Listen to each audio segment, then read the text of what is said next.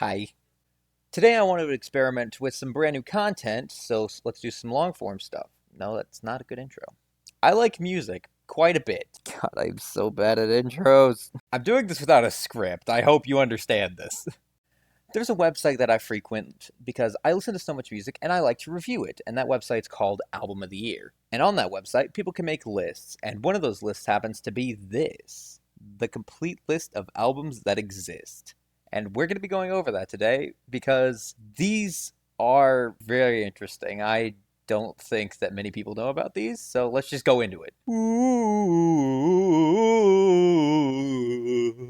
Hi, this is Editing Creep here. I need to disclose that there's some of these I cannot play on here because they are copyrighted. So if you want to go listen to these after the fact, go do that. Let's start with our first album, 25,000 Kittens, self-titled from 2014. The story behind this one goes that this is a drone album that is made exclusively by recording the sound of 25,000 cats and then making those into instruments. If you want to take a listen, here, take a gander. This one also comes with a warning saying how you don't want to look at the YouTube comments unless you want to cry. Let's just take a peek at those real quick. Oh, great! Depression! The next album is Chipmunks on 16 Speed, Sludgefest from 2015. Let me just say real quick, I love this album cover so much. The art is so well done. The story behind this one goes that an artist found a toy record player with a 16 RPM setting, which if you don't know is pretty slow, and then, as one would do, started playing a bunch of Alvin and the Chipmunks records to, hopefully, de-chipmunk the voices and make them sound like humans. It turns out that it did do that, and in return also slowed down a bunch of the instrumentals to turn this into what the list describes as a quasi-sludge chipmunk metal album. I had to record this section because I accidentally muted myself, but this is Ultimate Care 2 by Matt Mose from 2016. This is where an artist sampled their washing machine and then turned it into an IBM album.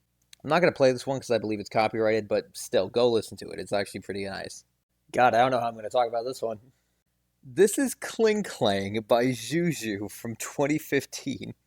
I'm laughing at this one because, as the album cover suggests, this is an album where the only instruments are made up from 1,000 pink vibrators. And the sounds on this album were recorded by, from the album's own words, taping 999 pink vibrators to an installment called We the People in Brooklyn Bridge Park. Also, if you do go to the album listing, look at who plays what instruments. It is very funny. You Suffer by Kylie Minogue from 2007. This is actually a remix album. In specific, it is a remix of the Napalm Death song You Suffer, which is the same name. If you're unaware as to what that song sounds like, it sounds like this. Sorry you had to see that. Silver by Will Cole and Hart from 2001. I'm honestly not exactly sure if you can label this as music. It's more field recordings, because this is an album that is literally just a tape recorder that the artist buried in their backyard for an undisclosed amount of time, and then dug it up and then edited it down to an hour. Yes, they buried a tape recorder. This is literally just sounds of dirt. Slow this down, this is too intense! Over the Edge Volume 9, The Chopping Channel by Negative Land from 2016. This one's not really that the music is strange, it's more that the physical version of it has something to it. Thing is, this album was made in honor of one of their members, Don Joyce, passing away. And if you bought the album, you may have gotten a small pouch of his actual remains. You wanted music? Well, nope, you're also getting a dead guy. Yeah. I'm channeling my inner Spampton in this one. No matter how keep those on, but I could not see without my glasses. Jeez, alright. Ooh, boy. Sounds of the Unborn by Luca Yapankui from 2021.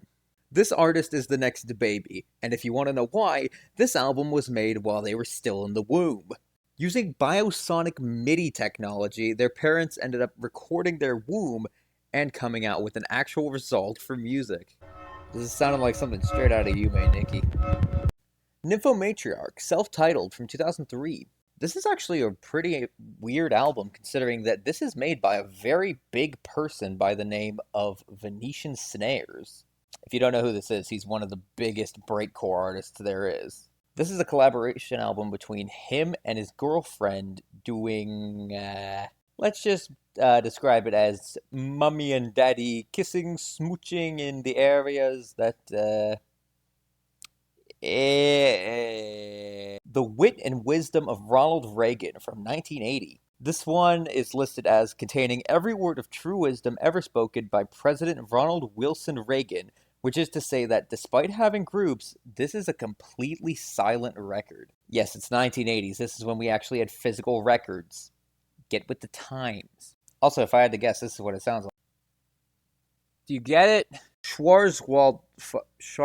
Well, how the hell do you pronounce this? Schwarzwaldfahrt. Yeah, that. This is an album from 1977 recorded by Peter Brosman and Han Brennick. And this, apparently, is when they decided to go for a walk in nature with their saxophones and play some improv.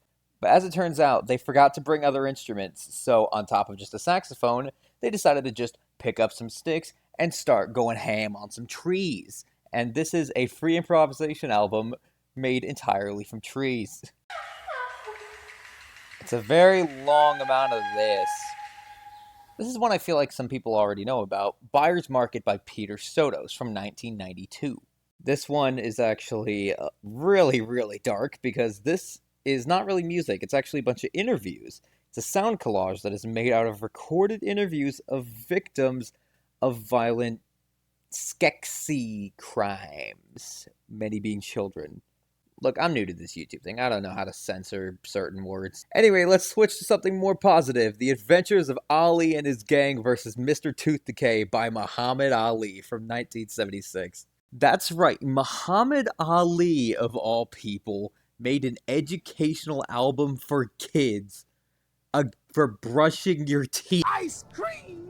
Oh no! Thank you, Mr. Ali. Also, I don't know if you can read it from here. Frank Sinatra is on this.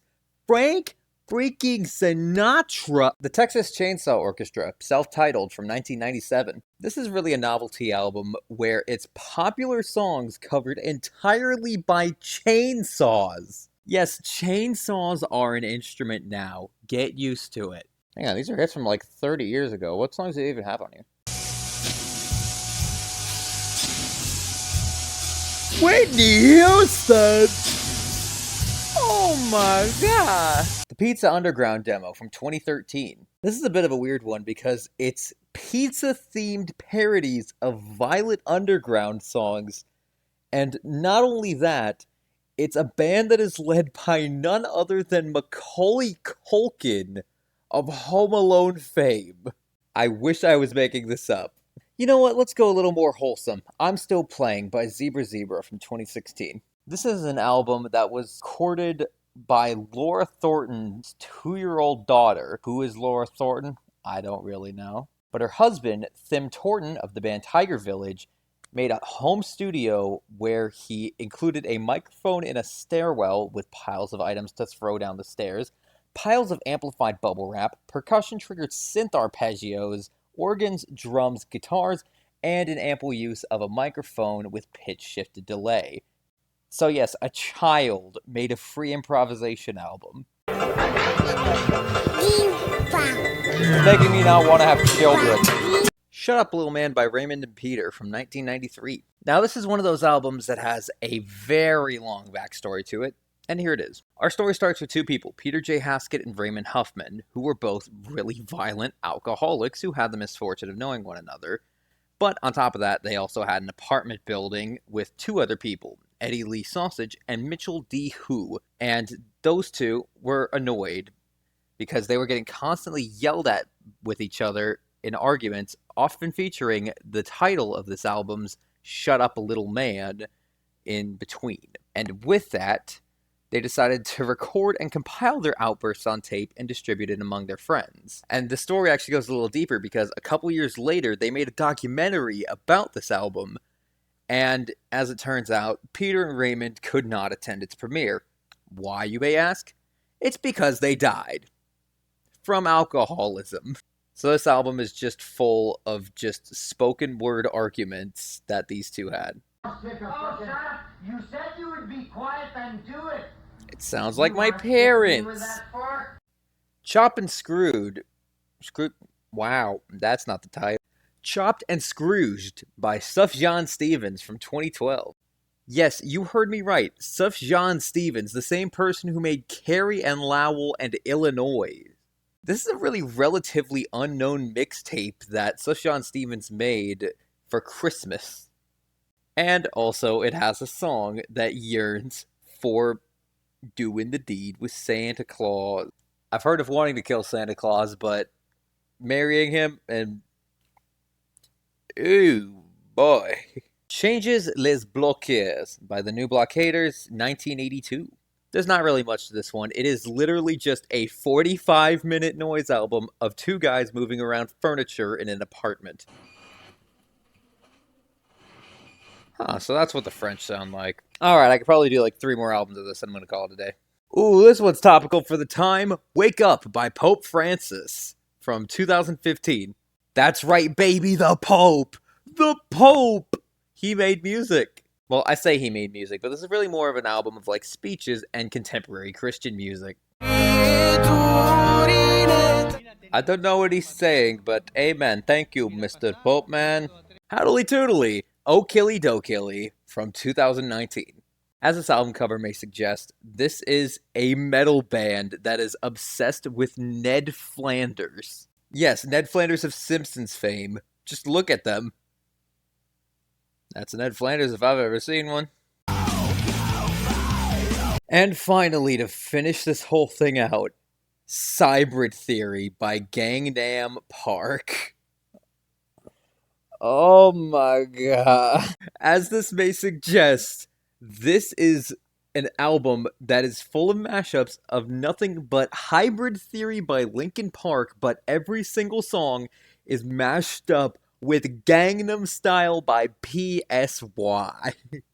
This was in 2013 when Gangnam Style was at its peak of popularity. I love you, PSY! Yeah! Okay, we're finally done with that. There's way more albums that I did not talk about, so if you guys want to see a part 2 to this, be sure to comment, like, subscribe, I don't know anymore. I've been working on this for too long. I'm leaving now. Bye!